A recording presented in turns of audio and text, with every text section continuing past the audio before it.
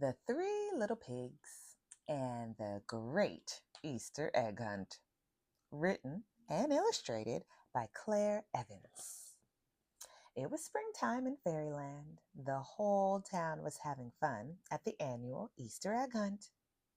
The three little super pigs loved Easter eggs and wanted to find as many as possible. Once their baskets were piled high, the super pigs began devouring their delicious candy. The first super pig ate his candy in size order, starting with the biggest. The second super pig ate his treats with a spoon, scooping out all the candy from the middle. And the third super pig cracked open all his eggs and savored his candy one piece at a time.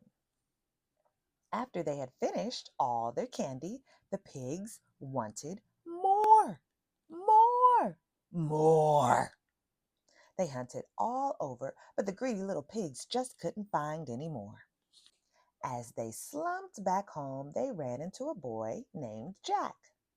He told them of a magical city in the sky where a magic goose laid the biggest, shiniest, most extraordinary golden chocolate eggs.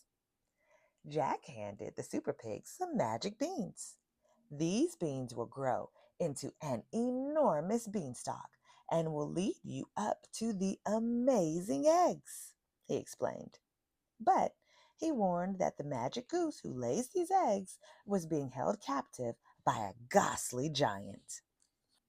We're not scared of a giant, said the super pigs. As they raced back home to plant the magic beans, they covered them carefully with soil, watered them, then waited and waited and waited. And the next morning, whoosh! An enormous beanstalk shot up into the sky. Thrilled by the thought of more eggs, the super pigs grabbed their empty Easter baskets and clambered up the giant plant. At the top of the beanstalk, the super pigs gasped in amazement at the city in the sky. They were surrounded by the most glorious golden eggs they had ever seen.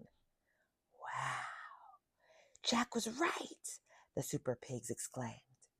The excited pigs got to work, greedily filling their baskets with as many chocolate eggs as possible, until they spotted the magic goose, who was tied up looking very sad and in need of help. The super pigs realized they had been too focused on collecting eggs for themselves and decided to help set the poor goose free. Suddenly, the city in the sky began to tremble. The super pigs heard an ear-splitting roar. Fee, fi, fo, figs. I smell the blood of three little pigs. That sound like the big bad wolf, cast the super pigs. But it wasn't the big bad wolf. It was the giant bad wolf. Hee hee hee. What a delightful treat. 3 juicy Easter hams to eat. We don't think so, the super pigs cried, and they leapt out of the giant bad wolf's grasp. They fled from the beast as fast as they could, heading back toward the beanstalk. The giant bad wolf was gaining on them, but the super pigs had a plan. Sacrificing their new golden eggs, they emptied their baskets behind them. Thud! The giant villain hurtled into the air and crash landed onto his back. The first super pig used his empty basket to hold the wolf down. Then the second super pig tied him up with the vines. Wasting no time, the super pig slid back down the beanstalk at record speed just as the giant bad wolf was breaking free. When they reached the bottom, the third super pig grabbed the nearby axe and began chopping at the gigantic plant. Thwack, thwack, thwack. With one final blow, the enormous beanstalk fell to the ground. Crash! a giant bad wolf was now trapped in the sky, and Fairyland was safe once more.